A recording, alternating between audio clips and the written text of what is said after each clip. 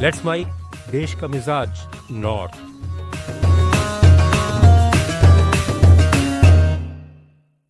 ये है let's mic more than radio और आप सुन रहे हैं देश का मिजाज खबरें नॉर्थ से। उत्तर प्रदेश के मुख्यमंत्री योगी आदित्यनाथ ने बकरीद से पहले सड़कों पर नमाज पढ़ने को लेकर सख्त बयान दिया है। लखनऊ में एक कार्यक्रम के दौरान उन्होंने कहा कि नमाज पढ़नी है तो पढ़िए, लेकिन सड़क पर नहीं। सड़कें आम जनता के आवागमन के लिए हैं और उन्हें किसी भी हाल में बाधित नहीं होने दिया जाएगा। प्रदेश में कानून का राज है और यह सभी पर समान रूप से लागू होगा। योगी आदित्यनाथ ने सख्त लहजे में कहा है कि प्यार से मानोगे तो ठीक, नहीं मानोगे तो दूसरा तरीका अपनाया जाएगा। अराजकता फैलाने की इजाजत किसी को नहीं दी जाएगी। लोग मुझसे पूछते हैं, साहब आपके यहां यूपी में क्या सड़कों पे सचमुच नमाज नहीं होती? मैं कहता हूं कतई नहीं होती है, आप जाके देख लो, नहीं होती है। अरे सड़कें चलने के लिए है या कोई भी व्यक्ति आकर के चौराहे पे आके तमाशा बना देगा? क्या अधिकार है उसको सड़क रोकने का? आवागमन बाधित करने का कौन सा अधिकार है? जहां उसका स्थल होगा वहां जाके करें। उन लोगों ने मुझसे कहा साहब कैसे होगा, हमारी संख्या ज्यादा है। हमने कहा शिफ्ट में कर लो, तुम्हारे घर में रहने की जगह नहीं है तो भाई संख्या नियंत्रित कर लो, और नहीं है सामर्थ्य क्यों बेकार आगे संख्या बढ़ाई जा रहे हैं। सुप्रीम कोर्ट की सड़क सुरक्षा समिति ने देश भर में बढ़ते सड़क हादसों पर सख्त रुख अपनाते हुए सभी राज्यों और केंद्र शासित प्रदेशों को अहम निर्देश जारी किए हैं। समिति ने कहा है कि सड़कों पर बने गड्ढों, खुले नालों, मेन होल और जलभराव वाले इलाकों में तुरंत बैरिकेडिंग की जाए ताकि हादसों को रोका जा सके। साथ ही किसी भी खतरे की सूचना मिलने के 48 घंटे के भीतर गड्ढों की मरम्मत अनिवार्य रूप से करने के आदेश दिए गए हैं। बरसात के मौसम में इन जगहों पर पर्याप्त रोशनी और रिफ्लेक्टिव संकेत लगाने के भी निर्देश दिए गए हैं।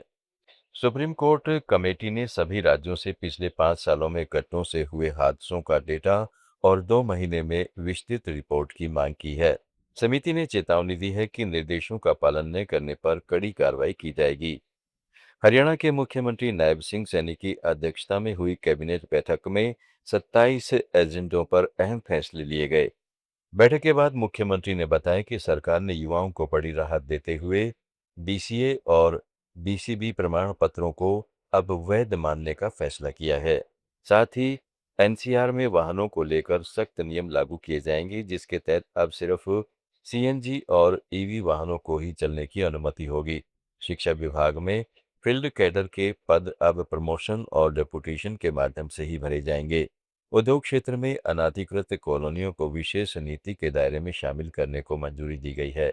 ग्रामीण अर्थव्यवस्था को मजबूत करने के लिए स्वयं सहायता समूहों को डेयरी स्थापित करने के लिए भूमि पट्टे पर देने का भी निर्णय लिया गया है।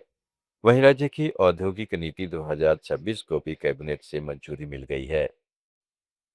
दिल्ली में मंडे मेट्रो अभियान की शुरुआत का आज मिला-जुला असर देखने को मिला।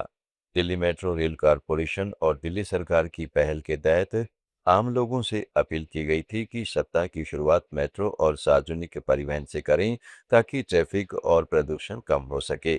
मुख्यमंत्री रेखा गुप्ता समेत कई मंत्री और अधिकारी मेट्रो से दफ्तर पहुंचे, लेकिन पीक आवर्स में राजीव चौक, हौज खास और मंडी हाउस जैसे इंटरचेंज स्टेशनों पर भीड़ सामान्य दिनों जैसी ही रही। कुछ रूट्स पर यात्रियों की संख्या थोड़ी कम दिखी, लेकिन कई कॉरिडोर पर दबाव और सड़क जाम की स्थिति में खास बदलाव नहीं दिखा। सरकार की यह पहल ईंधन संकट और प्रदूषण कम करने के उद्देश्य से शुरू की गई थी, जिसके तहत मंत्रियों और अधिकारियों को भी सार्वजनिक परिवहन अपनाने के लिए प्रेरित किया गया है।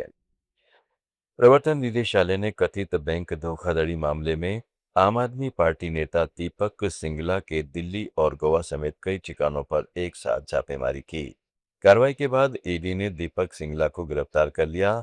इस गिरफ्तारी को लेकर राजनीतिक विवाद तेज हो गया है। देश का मिजाज में फिलहाल इतना ही। जुड़े रहें लेट्स माइक के साथ। आप सुन रहे थे let's mic more than radio. Follow कीजिए हमें हमारे सोशल मीडिया प्लेटफॉर्म्स पर। It's time for news. It's time for more than radio. Presenting the first radio news app, Let's Mic. Let's Mic.